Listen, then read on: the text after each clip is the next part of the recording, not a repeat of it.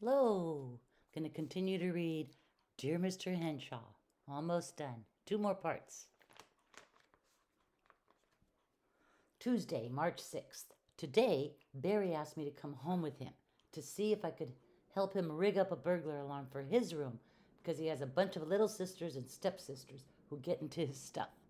I thought I could because I had seen an alarm like that in one of the electricity books from the library.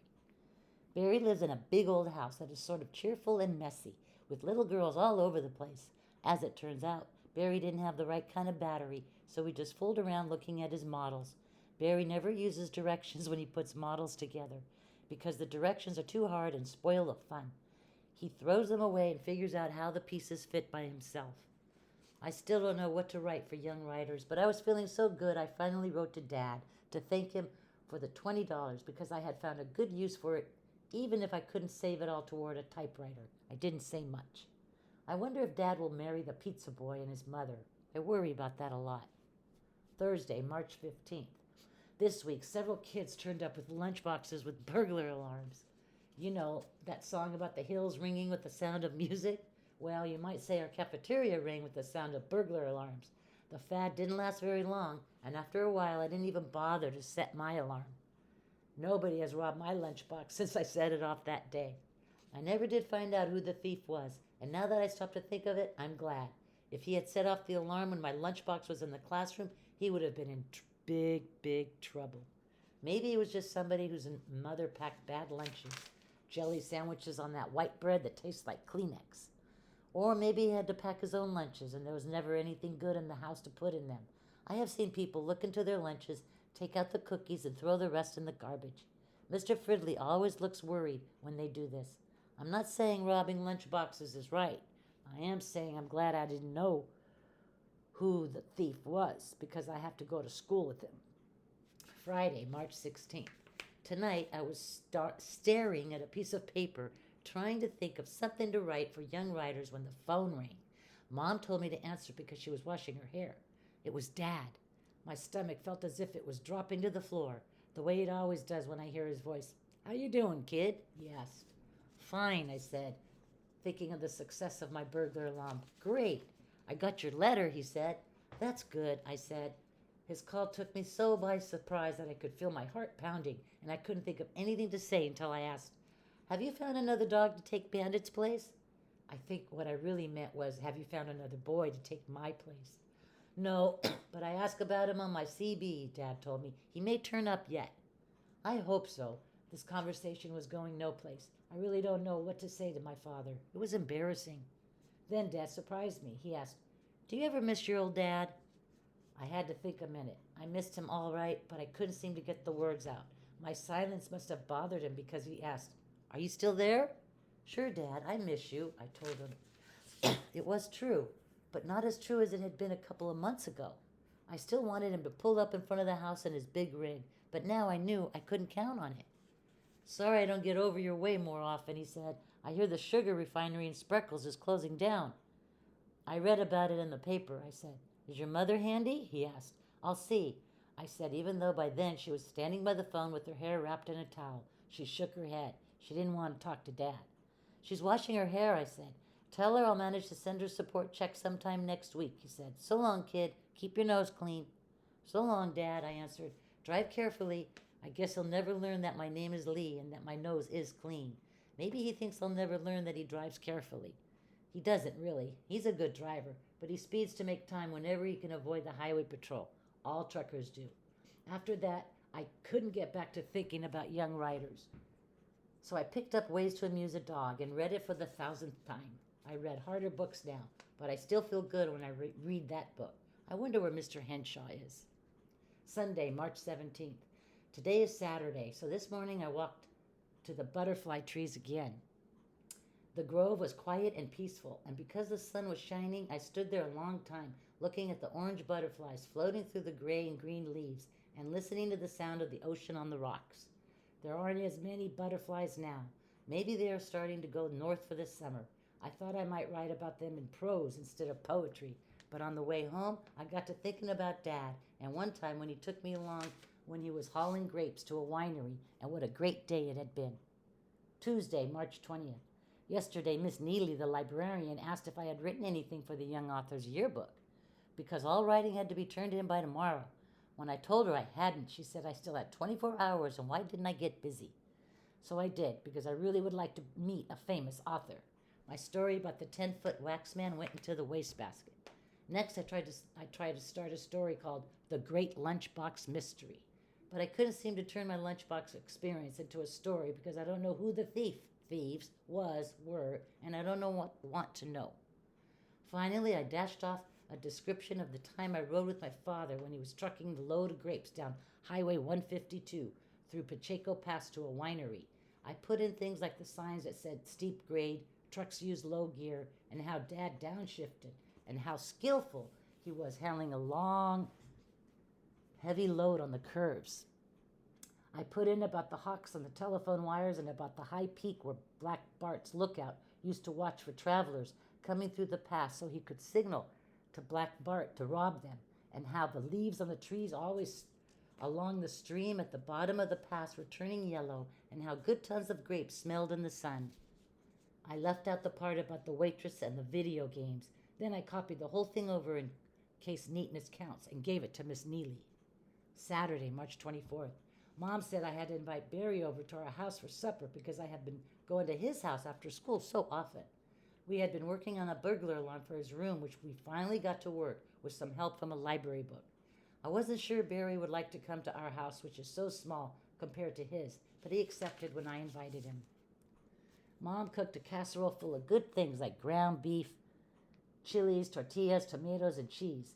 Barry said he really liked eating at our house because he got tired of eating with a bunch of little sisters waving spoons and drumsticks. That made me happy. It helps to have a friend. Barry says his burglar alarm still works. The trouble is, his little sisters think it's fun to open his door to set it off. Then they giggle and hide. This was driving his mother crazy, so he finally had to disconnect it. We all laughed about this. Barry and I felt good about making something that worked, even if you can't use it. Barry saw the sign on my door and said, "Keep out, Mom, that means you." He asked if my mom really stays out of my room. I said, "Sure, if I keep things picked up. Mom is not a snoop." Barry said he wished he could have a room nobody ever went into. I was glad Barry didn't ask to use the bathroom. Maybe I'll start scrubbing off the mildew after all. Sunday, March 25th. I keep thinking about Dad and how lonely he sounded and wondering what happened to the pizza boy. I don't like to think about Dad being lonesome, but I don't like to think about the pizza boy cheering him up either. Tonight at supper, beans at Frank's, I got up my courage to ask Mom if she thought Dad would get married again. She thought a while and then said, "I don't see how he could afford to. He has big payments to make on the truck, and the price of diesel oil goes up all the time. And when people can't afford to build houses or buy cars, he won't be hauling lumber or cars." I thought this over. I know that a license for a truck like his costs over $1,000 a year, but he always sends my support payments, I said, even if he is late sometimes. "Yes, he does that," agreed my mother. "Your father isn't a bad man by any means." Suddenly, I was mad and disgusted with the whole thing. "Then why don't you two get married again?" I guess I wasn't very nice about the way I said it. Mom looked me straight in the eye. "Because your father will never grow up," she said. I knew that was all she would ever say about it. Tomorrow they give out the Young Writer's Yearbook. Maybe I will be lucky and get to go to have lunch with the famous author. Monday, March 26th. Today wasn't the greatest day of my life. When our class went to the library, I saw a stack of yearbooks and could hardly wait for Miss Neely to hand them out. When I finally got mine and opened it to the first page, there was a monster story, and I saw I hadn't won first prize. I kept turning. I didn't win second prize, which went to a poem, and I didn't win third or fourth prize either. Then I turned another page and saw honorable mention, and under it, A Day on Dad's Rig by Lee M. Botts. There was my title with my name under it in print, even if it was mimeographed print. I can't say I wasn't disappointed because I hadn't won a prize.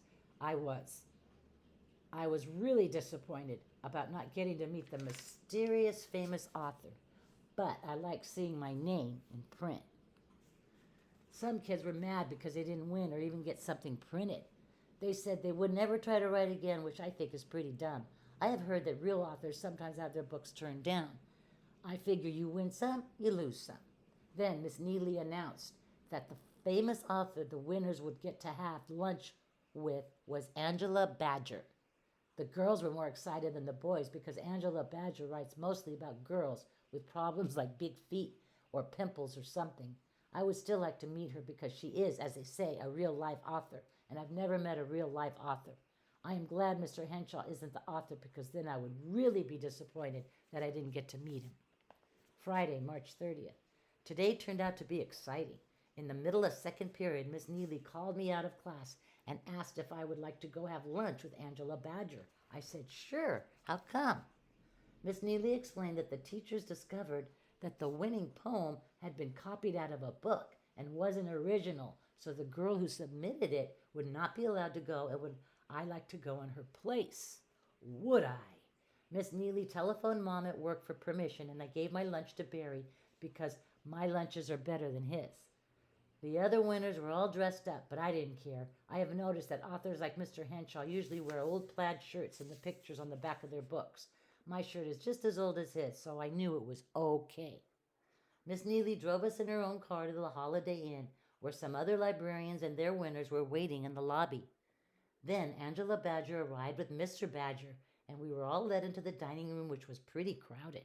One of the librarians, who is a sort of super librarian, told the winners to sit at a long table with a sign that said reserved. Angela Badger sat in the middle, and some of the girls pushed to sit beside her. I sat across from her. Super librarian explained that we could choose our lunch from the salad bar. Then all the librarians went off and sat at a table with Mr. Badger. There I was face to face with a real live author who seemed like a nice lady, plump with wild hair, and I couldn't think of a thing to say because I hadn't read her books. Some girls told her how much they loved her books, but some of the boys and girls were too shy to say anything. Nothing seemed to happen until Mrs. Badger said, "Why don't we all go help ourselves to lunch at the salad bar?" What a mess. Some people didn't understand about salad bars, but Mrs. Badger led the way, and we helped ourselves to lettuce and bean salad and potato salad and all the usual stuff they lay out on salad bars. A few of the younger kids were too short to reach anything but the bowls on the first row. They weren't doing too well until Mrs. Badger helped them out. Getting lunch took a long time, longer than in a school cafeteria, and when we carried our plates back to our table, people at other tables ducked and dodged as if they expected us to dump our lunches on their heads. All one boy had on his plate was a piece of lettuce and a slice of tomato because he thought he was going to go back for roast beef and fried chicken. We had to straighten him out and explain that all we got was salad. He turned red and went back for more salad. I was still trying to think of something interesting to say to Mrs. Badger while I chased garbanzo beans around my plate with a fork.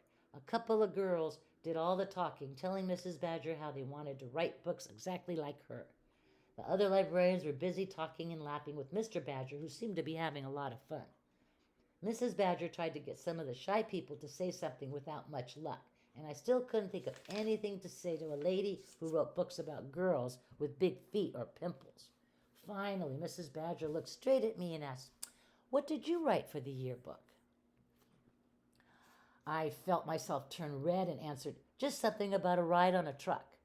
"Oh," said Mrs. Badger, "so you're the author of A Day on Dad's Rig." Everyone was quiet. None of us had known the real-life author would have read what we had written, but she had, and she remembered my title. "I just got honorable mention," I said, but I was thinking, she called me an author. A real live author called me an author. "What difference does that make?" asked Mrs. Badger. "Judges never agree. I happen to like A Day on Dad's Rig because it was written by a boy who wrote honestly about something he knew and had strong feelings about it. You made me feel what it was like to ride down a steep grade with tons of grapes behind me." "But I couldn't make it into a story," I said, feeling a whole lot braver. "Who cares?" said Mrs. Badger with a wave of her hand. She's the kind of person who wears rings on her forefingers. "What do you expect? The ability to write stories comes later, when you have lived longer and have more understanding. A Day on Dad's Rig was splendid work for a boy your age. You wrote like you, and you did not try to imitate someone else. This is one mark of a good writer. Keep it up." I noticed a couple of girls who had been saying they wanted to write books exactly like Angela Badger exchanged embarrassed looks. "Gee, thanks," was all I could say. The waitress began to plunk down dishes of ice cream. Everyone got over being shy and began to ask Mrs. Badger if she wrote in pencil or on the typewriter, and did she ever have books rejected, and were her characters real people, and did she ever have pimples when she was a girl like the girl in the book, and what did it feel like to be a famous author? I didn't think answers to these questions were very important, but I did have one question I wanted to ask, which I finally managed to get in at the last minute when Mrs. Badger was autographing some books people had brought. Mrs. Badger, I said, did you ever meet Boyd Henshaw? Why, yes, she said, scribbling away in someone's book. I once met him at a meeting of librarians where we were on the same program. What's he like? I asked, over the head of a girl crowding up with her book. He's a very nice young man with a wicked twinkle in his eye, she answered. I think I have known that since the time he answered my questions when Miss Martinez made us write to an author. On the ride home, everybody was chattering about Mrs. Badger this and Mrs. Badger that. I didn't want to talk. I just wanted to think. A real-life author had called me an author. A real-life author had told me to keep it up. Mom was proud of me when I told her. The gas station stopped pinging a long time ago, but I wanted to write all this down while I remembered. I'm glad tomorrow is Saturday. If I had to go to school, I would yawn. I wish Dad was here so I could tell him all about today. Great. Thank you, and have a great day.